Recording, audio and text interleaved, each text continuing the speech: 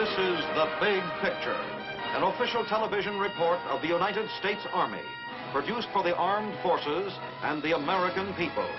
Now, to show you part of the big picture, here is Master Sergeant Stuart Quain. With this issue of The Big Picture, we are marking the end of our 6th year of programming. Since the time when The Big Picture first went on the air, there have been many revolutionary changes in the organization of the Army. A strong and efficient Army, able to fight any foe, any time, any place, and on any terms, is as essential to our national safety today as it has been throughout our history. The imposing array of responsibilities which rest upon our Army today are matched by its impressive accomplishments in the development and employment of powerful new weapons, streamlined organization, and atomic battlefield tactics.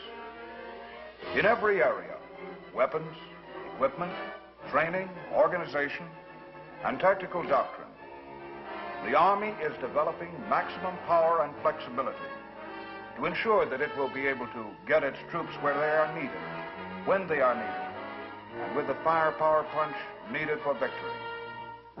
We have built our Army into a new, streamlined force, new in concept, new in mobility, new in powerful atomic weapons and other modern equipment, and with a new dual capability. An Army prepared to cope with the possibility of unlimited nuclear warfare, as well as with the more likely contingency of limited local aggression. The war in Korea hastened the development of this modern Army.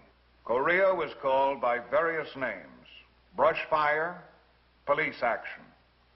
But to the men who fought there, it was war. The first Big Picture produced was a documentary of that crucial period in our history, and we are indeed proud to present it again. Here now, the first 40 days. This story is hard to tell, painful, because our outfit was in training a few weeks ago. Some of the boys who were with us aren't around anymore. They were good men, good soldiers. They had learned to fight, and they had the guts for fighting. But when it came, it was like a sock on the back of the head. Korea started rough. The first 40 days were a battle for time, with a handful of men against an army. Yes, they were good men, good soldiers. And no story of the Korean War can be told without saying first how well they fought against great odds.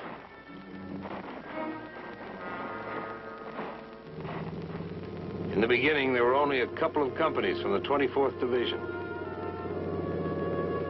No brass bands at the airport.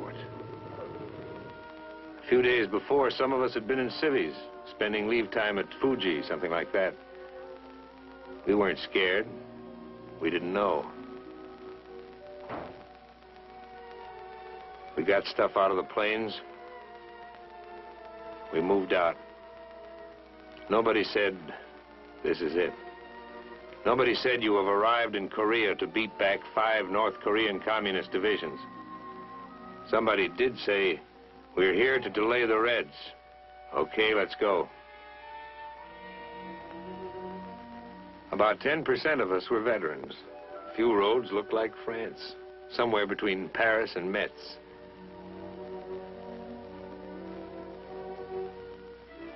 Mostly the soldiers were young, no battle experience. They smiled a lot.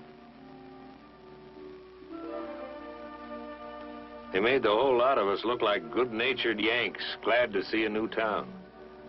Some of these boys enlisted to travel. But whoever sees travel posters about Korea, relax, come to the land of the morning calm.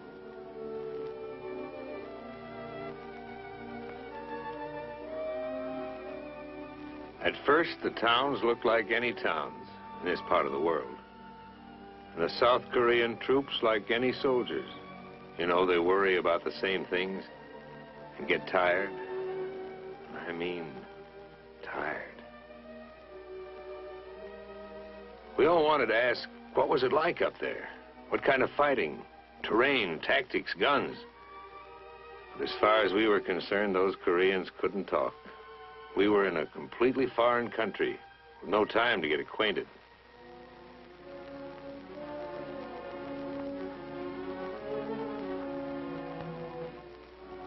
They emptied a town.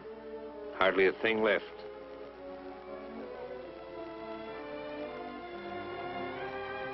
You couldn't buy anything, even if you had the time.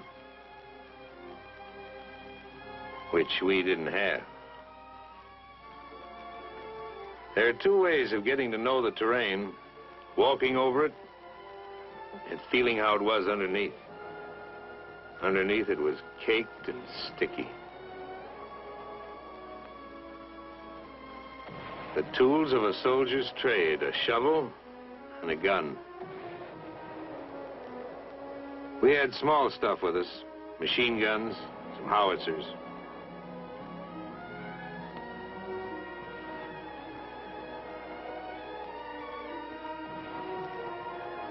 It was hard to believe. 1, 2, 3, we were smack in the middle of a war. Guns ready, aimed north, against an enemy that would look exactly like our friends, the South Koreans. These troops had seen action. They didn't have to speak. Their clothes spoke. Their shoes spoke. Their eyes spoke. We got set. Like I said, when it came, it was fast and it was all around us. They threw everything at us. We answered. We went ahead. It was like D-Day, with no warning. Those kids, they became veterans overnight. Tough, hard, nervy. They moved as if they'd been with us all through Germany. There were too many North Koreans with too much heavy equipment, especially tanks. What can men with guts do against tanks? A bazooka was some defense, but there were too many tanks and too few bazookas. Day after day, it was pull back and fight again. There were too many of them. You wouldn't know where they'd come from. The rice paddies would lie quiet. We'd hide in the shadows, trying to look like a hut or a cornfield or a rice paddy. Concealment was one of our weapons. There were too many of them.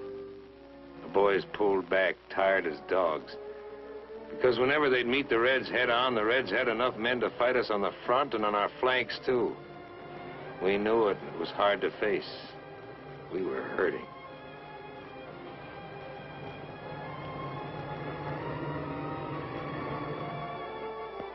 Kids would drag back so beat up they couldn't be expected to fight for at least several days. Instead of a week at a rest area, we grabbed an hour anywhere.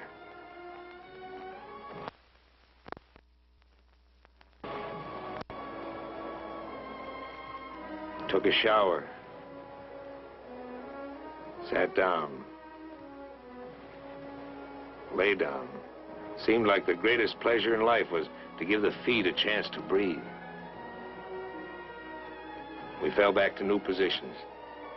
If you looked around at some of the foxholes, you could see a deep respect for those red mortars. Very deep. We were short on men.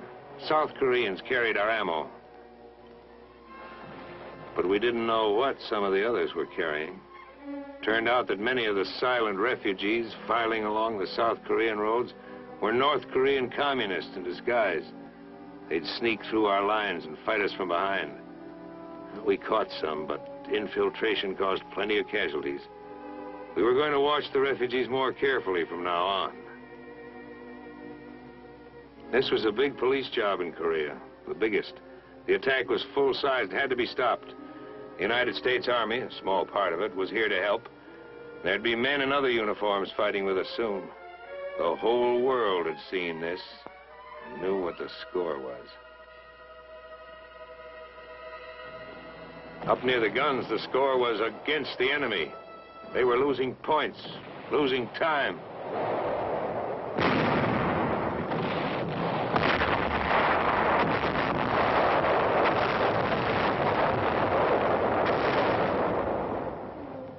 There were tough decisions, but we had leaders who could make them. General Walker and General Dean. Yes, our outfits were winning. They were holding back the enemy until help could arrive. We didn't feel it yet, but reinforcements were on the way. It takes time to pour a defense program into a small country with almost nothing. Not all the stuff can get there overnight, even in an age when we're used to things traveling 400 or 500 miles an hour.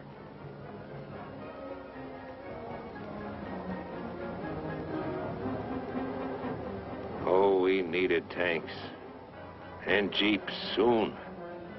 If some of the boys at the front could have heard the winches grind at the port, that would have been sweet music.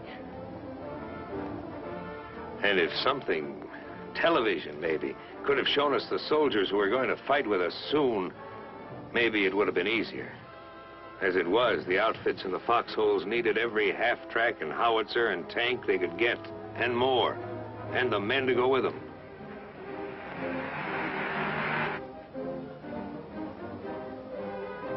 Yes, our mission in the lines was delay. Delay the Red Drive in Korea. Delay it so we could get jeeps. Delay it so we could get weapons carriers and weapons and more ammo. Get it to us, men and equipment, wet or dry.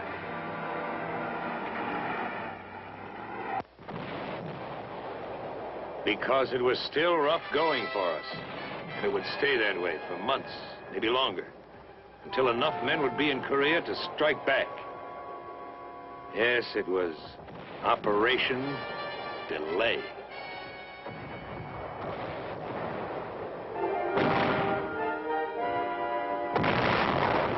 Ammo was precious. One field artillery battalion against 40 tanks. We'd hold them off for a few hours in a blasting frontal attack. The Reds would envelop us on both flanks. Always trouble up ahead and trouble on the sides.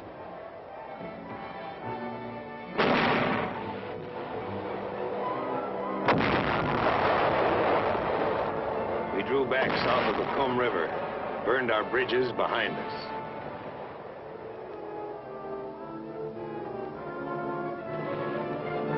People in big cities like Pittsburgh are bothered by smoke.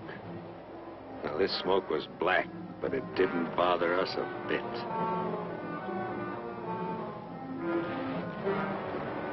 Yes, smoke can look good when it's where you want it. There were plenty of times when the smoke was too close.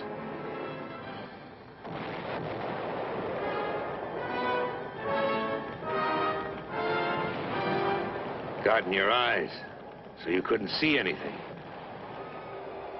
You can take a lot, but when your buddies get hit, it hits you inside.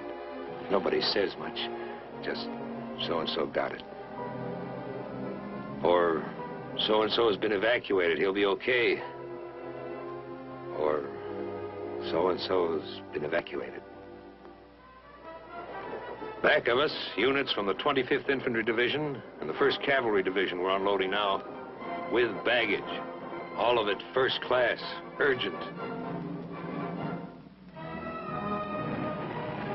The tanks were light jobs. They sped north where they were most needed.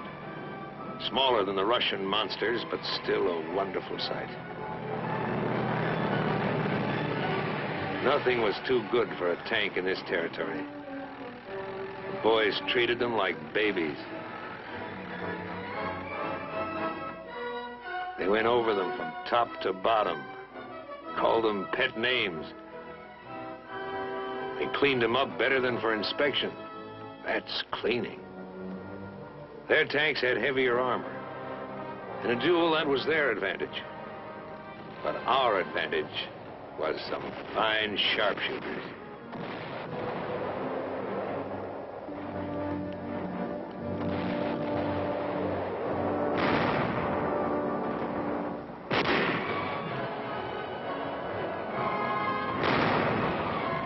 They had giants.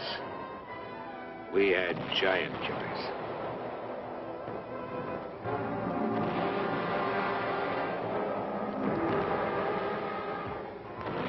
Tejon was the worst. Ask anyone where he felt it the worst, and maybe you'll hear a few other names, because it was bad all over. But most guys will say Tejon.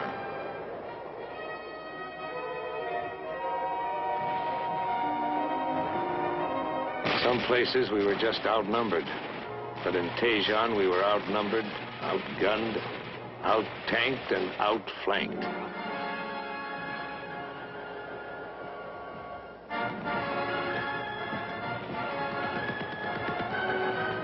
We pushed out, trying to poke a hole in their lines.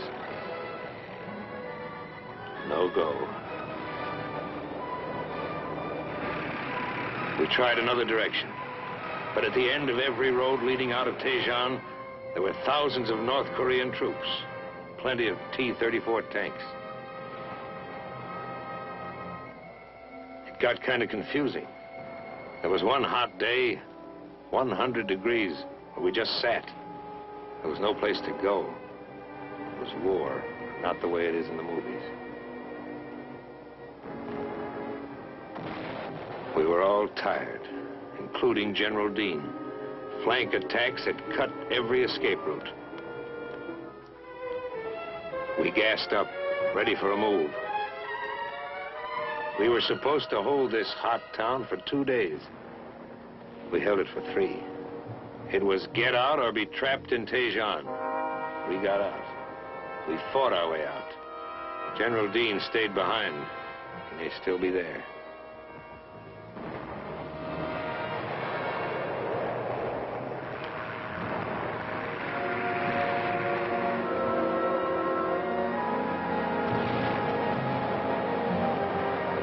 It was a bad road out of Tejon.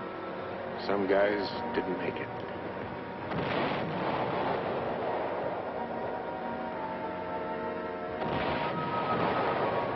Tejon was burning, a dead town.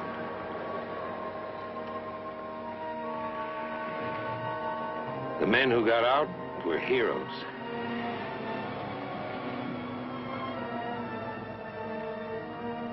The men who didn't get out they were heroes. There's no better word.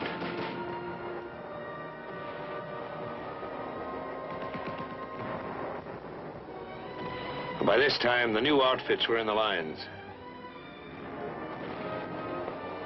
Fresh, ready to shoot. Everything set just right. Nice to hear the steady crump of your own mortars. Even nicer to hear the howitzers slamming them out. Together, they're terrific.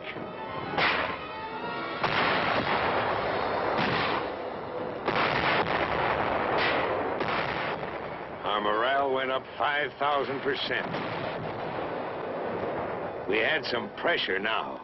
We turned it on and forced a victory.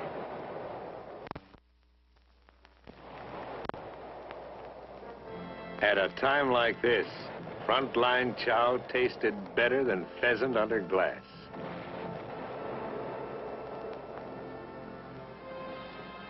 The rally was short. One outfit might do okay for a day, but on that same day, 5 other sections of the front line would be feeling the enemy's hard blows, the envelopments, the infiltrations. Some of our strongest attacks were by patrols, small groups battered by the enemy, beaten by the mountains, falling down tired.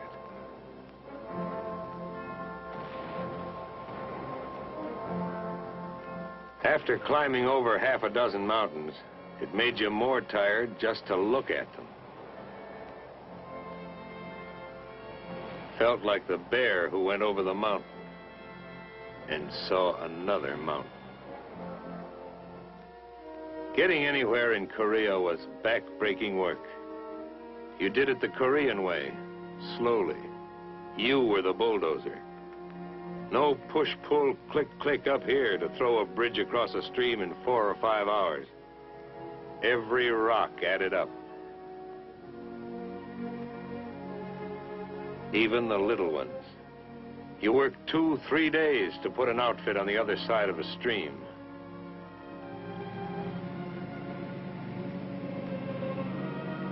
The rainy season and the Korean super highways didn't help us get around. Wherever we went, we built our way. It was no good having any drag with the engineers. They had their own troubles. You were the engineers. In this battle, you did everything. Build, fight, hold, pull back, and destroy. Whenever we were about to leave a place, we planted it carefully. TNT. Planted it not deep, just deep enough so it would come up the way we wanted it to. The better you plant it, the better it comes up. A second-story job. This kind of gardening went on quite frequently. Very relaxing work. We were going to stall them up and down the whole front. And someday there'd be a turnabout that would pay those North Koreans off for what we'd been taking. And then we might have to put back all these bridges. We slowed them, but we couldn't stop them. Fighting is fighting, always rough. But it's rougher when you're forced to pull back. We gave them ground, they gave us time. We used every barrier, every river to make a stand. It was the best way of saving men.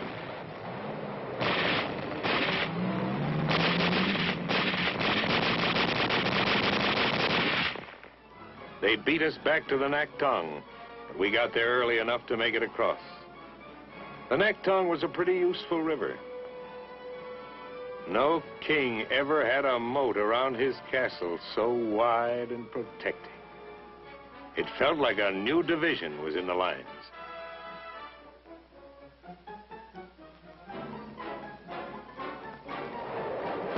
Plenty of outgoing mail went across the Naktong River.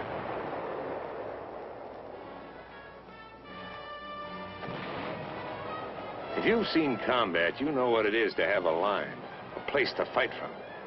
Well, for the first time in this Korean business, we had something we could call a line.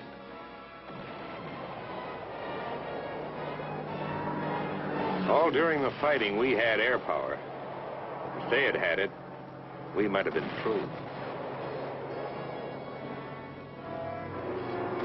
Air power did plenty of damage to everything the enemy had and wanted to bring up. Those guys flew so low, they should have had bayonets on their propellers.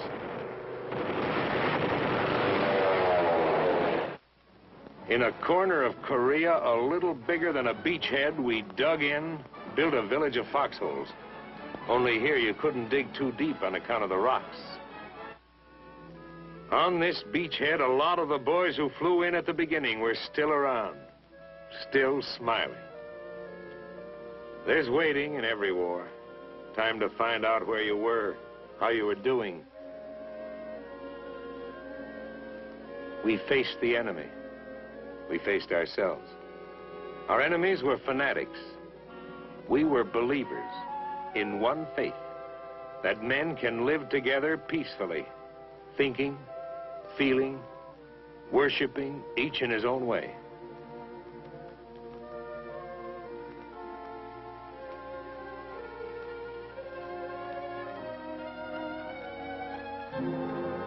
You couldn't think about anything for very long when you were planning new moves, new delaying tactics.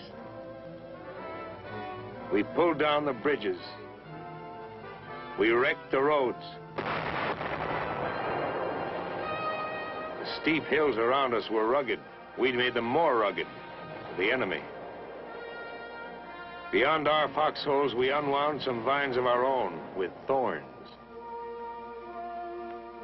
And beyond the tight ring of our perimeter, the enemy closed in, pushing us hard, threatening the death blow that would throw us back into the sea. how long could we hold? How long? The battle hung in the balance.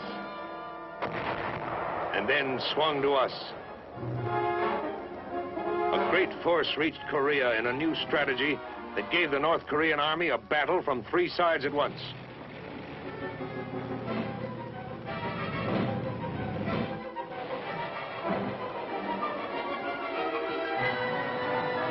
Replacements, new units, lively, ready for business.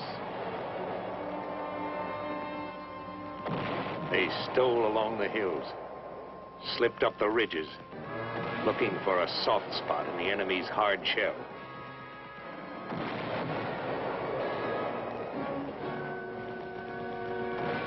We gave it to them steady, all up and down the line, all at once. The air dusty, smoky. This was what we used to get when we first hit Korea. Victory never comes easily. You have to be in a fight to see how tough it is. See how in an attack, guys stumble back, needing others to look after them. Always plenty of trouble. It takes men and machines to knock out a strong enemy. And as you go forward, you can expect to lose some of those who start out with you. Yes, some went back, their feet heavy, their steps slow. Kids who became men, men whose hollow-faced look showed that they'd been in the lines too long.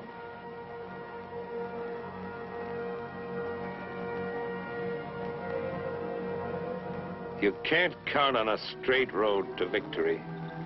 Sometimes it winds, goes down, goes up. Sometimes you're forced to detour.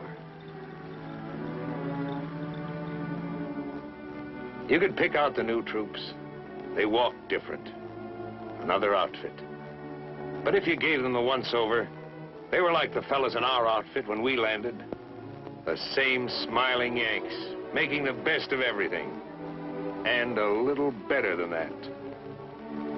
We battled for time in Korea, and won. We had the right men. Good men. Good soldiers.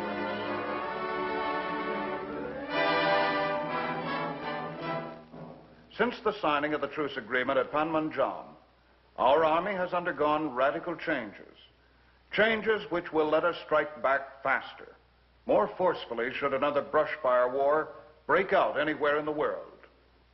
Now this is Sergeant Stuart Queen, your host for The Big Picture. The Big Picture is an official television report for the armed forces and the American people. Produced by the Army Pictorial Center. Presented by the United States Army in cooperation with this station.